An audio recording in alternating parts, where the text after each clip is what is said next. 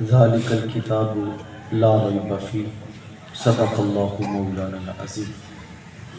تمام حمد و ثنا، تعریف و توصیف اللہ تعالیٰ کی ذات بابرکات کے لیے ہے، جو خالق کائنات بھی ہے اور مالک شش جہات بھی۔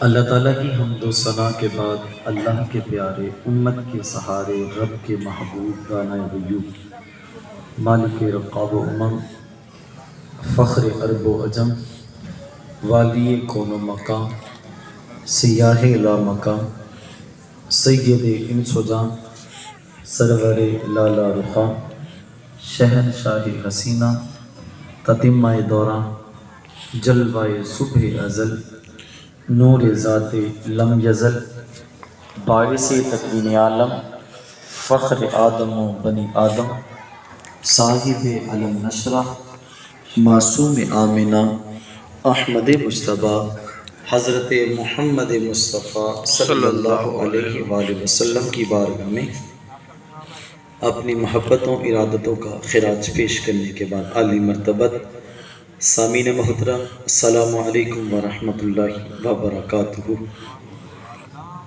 میں نے آپ احباب کے سامنے قرآن مجید کی ایک آیت کریمہ پڑھنے کا شرف حاصل کیا ہے۔ انتہائی قلیل وقت میں اپنی بات کو مکمل کر لوں گا، اس دعا کے ساتھ کہ مالک مجھے اور آپ احباب کو قابل عمل باتوں پر توفیق عمل نصیب فرمائے۔ ارشاد باری تعالیٰ ہے، الف لام میم ذالک الکتاب لا ریب فیہ۔ الف لام میم یہ حروف مقطعات ہیں، اس کی مراد اللہ اور اس کا رسول ہی بہتر جانتا ہے۔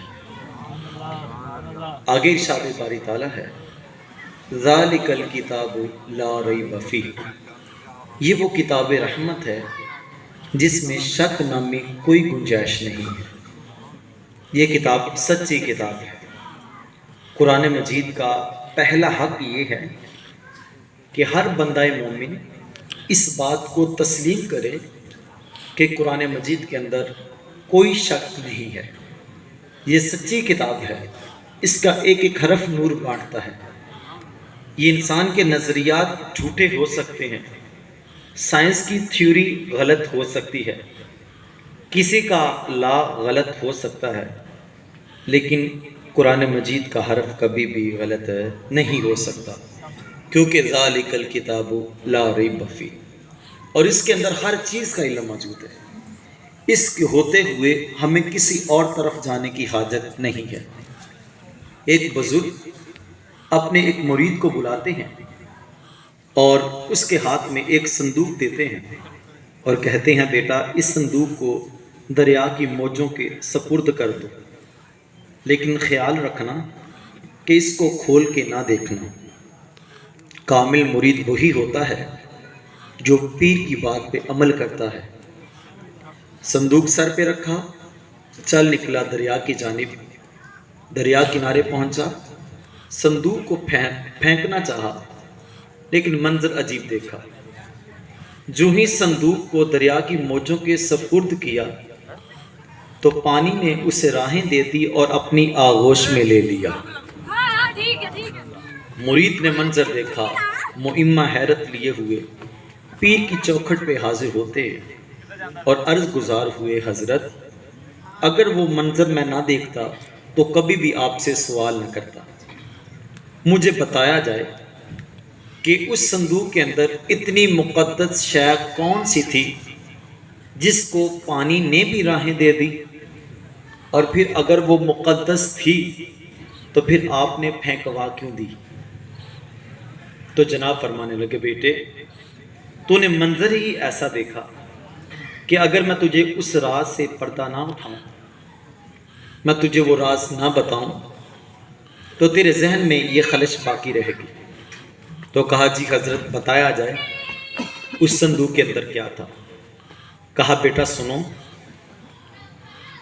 12 سال کی محنت شاقہ سے میں نے تصوف کے اسرار و رموز کے اوپر ایک کتاب لکھی، 12 سال لگے مجھے لکھنے میں، پھر 12 سال میں اس کی نوک پلک سنوارتا رہا کہ کہیں کوئی جملہ شریعت کے ساتھ ٹکراتا تو نہیں ہے؟